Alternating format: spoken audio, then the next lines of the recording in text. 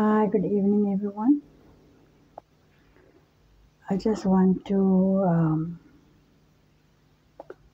share with you the scriptures that I received from God. Before I'm gonna explain the scriptures, I'm first gonna read it to you guys so that you can also have a clear indication of what I'm really talking about. You see, my voice is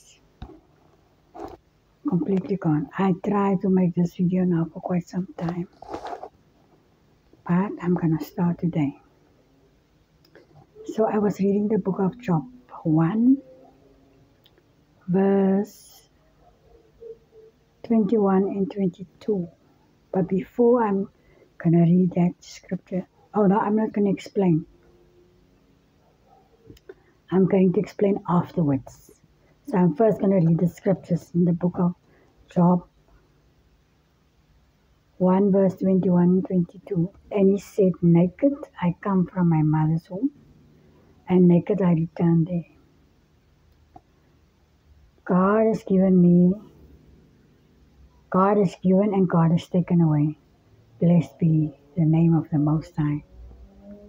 And in all this, Job didn't do anything wrong.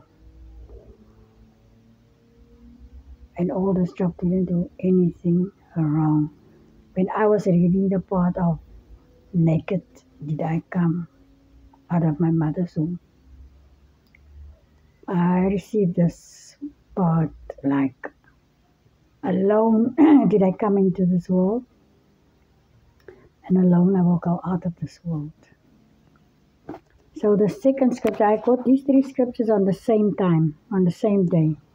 The second scripture I'm going to read for you my Bible is in shambles, guys.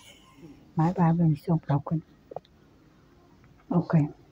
Then God gave me the scripture in the book of Malachi 3 verse 3. And I'm going to read Malachi 3 verse 3 to you guys now. And he shall sit as a refiner and a cleanser of silver, and he shall cleanse the sons of Levi and refine them as gold and silver, and they shall belong to the Most High, bringing near an offering in righteousness. And he shall sit as a refiner and a cleanser of silver, and he shall cleanse the sons of Levi and refine them as gold and silver, and they shall belong to the Most High, bringing near an offering in righteousness. The Levites, were the priests, and the priests were also the singers. They were the ones who carried the burdens of the people of God upon their shoulders. Now I'm going to go to the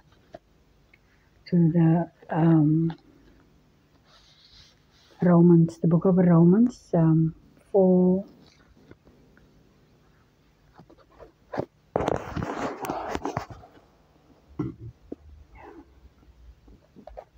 Pardon me. Romans 4 verse 4. It was Job 1 verse 21 and 22. And Malachi 3 verse 3 and Romans 4 verse 4. And to him who is working, the reward is not reckoned as a favor, but as a debt. To him who is working, the reward is not reckoned as a favor, but as a debt. As a debt. Now I'm going to explain to you guys what God was telling me when He was giving me all these scriptures. What He was telling me. So I'm going to the book of Job first. As I was reading roughly, because I was receiving Job 1 verse 21 and 22, but I was reading roughly through what Job really went through the day when he lost everything. Job lost financial stability. Job lost his children. Job lost his workers. Job lost his house. He lost his life. Job went and Job became literally a stranded person. But during that time, before Job was going through this severity, and it wasn't a test. It wasn't a test. Every time when we go through something, and I'm going to tell you why I'm saying this, people see God is testing us. God is taking us through a school. No, it wasn't a test. It was a work. It was a work. Before Job went through that trials and tribulations, Job was doing everything that God expected from him. God, Job was feeding people. Job was training people. Job was assisting people. And Job also pleaded his case to God against God.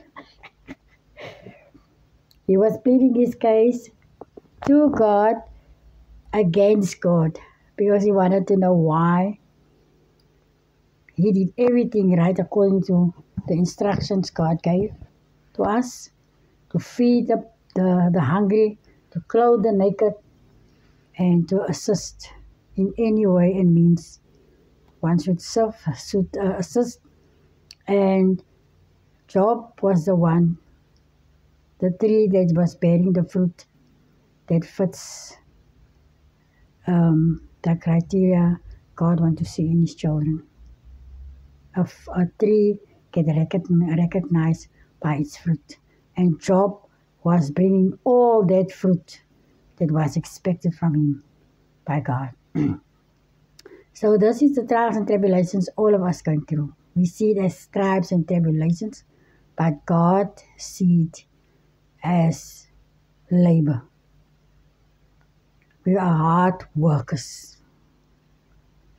This is the scripture in Job, and when I go to the book of Malachi 4, in the same procedure as Job was doing what God expected him to do or expected from him, God was refining Job like you refine silver, and Job didn't expect or see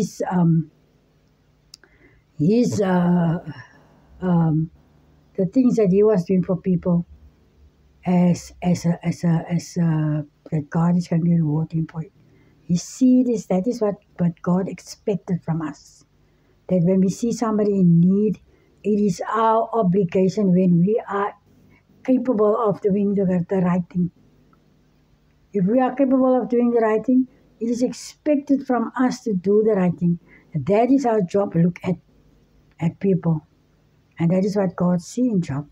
And that's why when the Satan come to he was actually making a deal with God. He was trying, and God even helped him for that deal. God helped Satan with the deal because in that same book of Job 1, I saw that God throw fire out of heaven. And ooh, yet, and Job's children die when God threw fire out of heaven. Job's money disappeared. The workers died.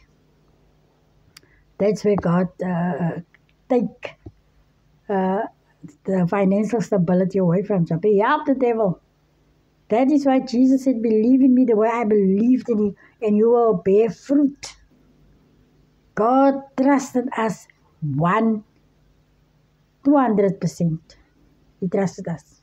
He gave us over into the hand of Satan to prove to Satan, my children will remain committed. They will remain committed. You can give them my children, not Satan's children, his children. They will remain committed towards him. That's why he helped the devil. You want to challenge me, I'm going to show you. I'm even going to help you. I'm going to put fire on them. And you're going to see they will remain committed. To God, this wasn't just anything. This was a work that we did. And even in this time where most of us had so little, we still shared it little. Where most of us were in pain, we still went out to encourage other people. Where most of us were going through depression, we were going through setbacks, we were even in a position where we couldn't pray, but that humanity side of us remained. And every morning when we wake up, even if we just say thank you for another day, we remain committed. And that is the point that God proved to the devil. This is my children. My sheep, they know my voice and they won't follow a stranger. And even in the time that we went astray and followed these strange gods, the principles remained. The principles remained. That's why I said in the book of Revelation, you have left your first love. But the one thing that remained, you hated their works, the works of the Amalekites. We didn't leave our first love. We were misled. And we were lied to. And Eve was 100% right when she said it. I mean, I don't know about other people, but that was what happened to my family. The people come to us. We didn't go look for these names. They come to us, and there was even, it was in the media, and it was sent worldwide. Whom do you confess? Jesus or Yeshua? The angel said his name shall be Jesus. And he is the one that is going to save the people out of their misery.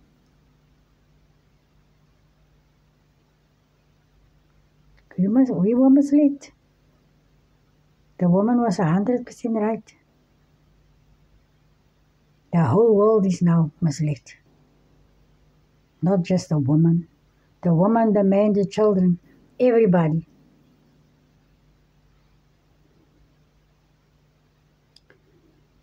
So, this is the story I want to tell you about Malachi 3 verse 3. One day I was sitting in my house and I was very sad because I couldn't understand why do we have to suffer so much just because we want to serve. We serve God. And I asked the question, why can't we just serve Him? Why should we have to go through so much severity? And my second question was, why did Esau just receive his inheritance? Why did Jacob have to go through so much pain and suffering? So the first question he answered immediately. And he said, between us and him, the devil stand between us and him. My second question, he took me somewhere. I went with these people to a service, and the leader of these people, he stand up and he said, a Jewish woman sent an email to somebody, or somebody sent the email to this Jewish lady. And on this email was Malachi 3 verse 3. This is now a couple of years ago. Malachi 3 verse 3. And she went to the smith and she asked the smith, how long does he refine silver? And he said, until I can see myself in it. Until I can see myself in it. Now sometimes it takes a while. God refined us until He can see Himself in us. So my questions was answered, and I know sometimes the things we went through doesn't make sense to us. We are living in a wicked world. In a world where right is wrong and wrong is right. Where good is bad and bad is good. Where people do wicked things and they justify their wrong by the things that they are doing. Where innocent people is going to jail and come out of jail, and we saw it every day. We saw it on television. After 40 years, the judge realized he made a mistake. That person's life is gone. There's no amount of money that can replace what that person had missed out of for 40 years. And up till today, that pattern haven't changed.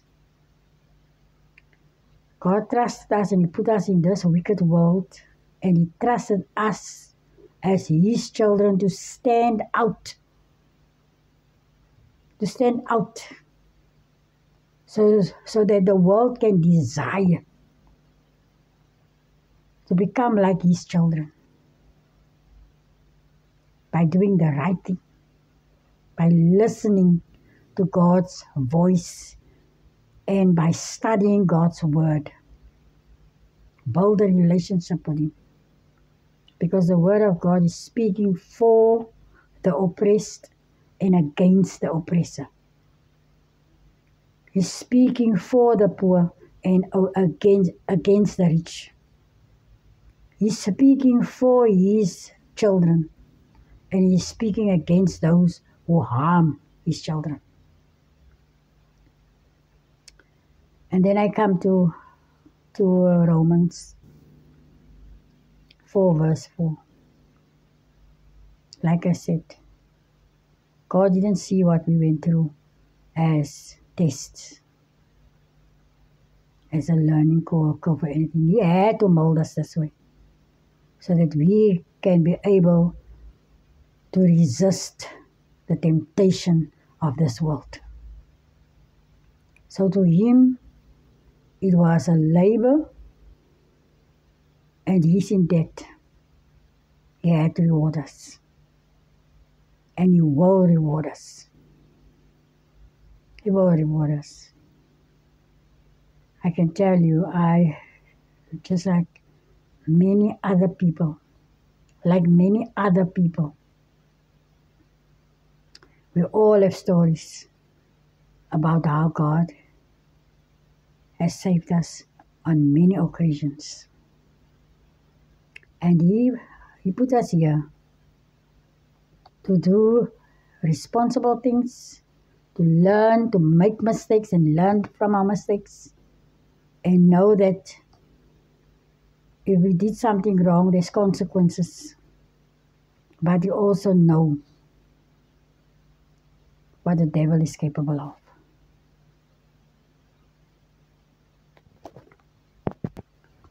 That's why He don't want us to judge one another. He will be the fair judge because He knows everything. He knows what the devil is capable of. So I hope my message encouraged somebody. This is what was given to me, and it was very interesting to see that not everything that we went through is a test. The things that we are going through is labor. It is labor. And that is why He said we will be rewarded double. We will be rewarded double for our trouble, and triple. He's going to reward us and they who steal from us. Because 2 days ago, He also gave me the scripture in the book of Isaiah, where He said, the cup that the enemy put in your hand will be put in the hand of your enemy. Sometimes it's easy to hurt people, but it's not easy to get hurt. And then you have then you have that cheek to say people must forgive and forget. Yeah, it's easy for me to stand here and do something very terrible to you and tell you, tomorrow I'm going to tell you, sorry I did that to you yesterday. Some people don't even apologize. Why you keep on wandering in the past? You must forgive and forget. They don't come to to you and apologize. No. And this is the other story that I want to tell you. There is people, and I think there's a lot of people that know this. There is people that is crying in hell. That's the stories that I read from people who go to hell and come back. He's crying to hell and say they're going to apologize now, standing there in agony. They're going to apologize, then that is too late. They're going to apologize now, standing in hell. What did the rich man say to God? Send me to my people, I want to go warn them. He said, but they have Moses. And he was referring to the word. And he said, can't Lazarus bring me a little water? Why did he say it? You had your turn. Now it's Lazarus' turn.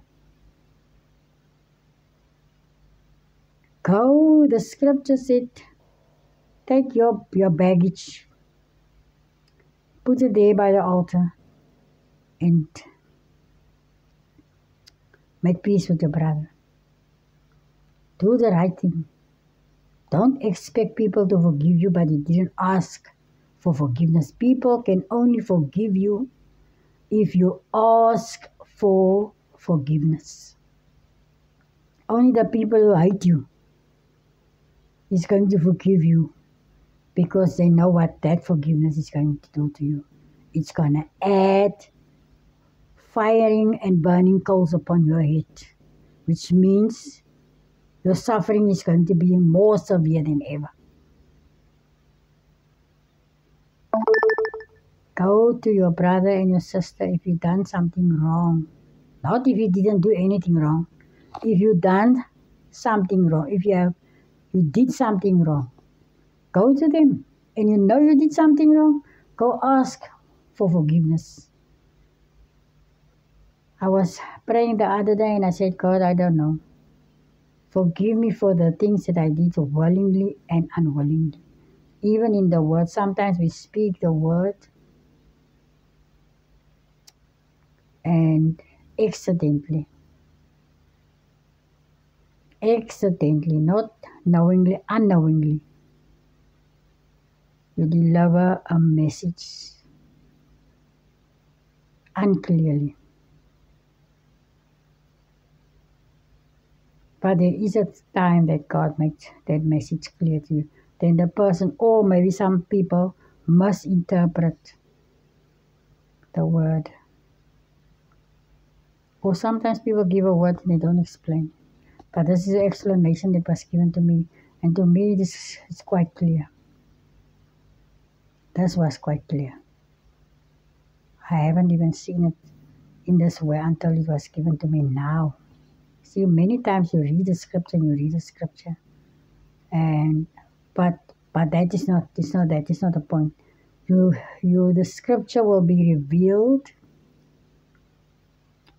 for your need, to your need. So Isaiah will say something to you on a different level, but to me it will say something else. It's not that you change scripture. This is how God speaks to us. And this is the mistakes we always make when God speaks to us. Then you said, but this is what the scripture actually said. And the other one said, but this is not what the scripture said. This is what the scripture said. The scripture is speaking to you on your need. I hope you find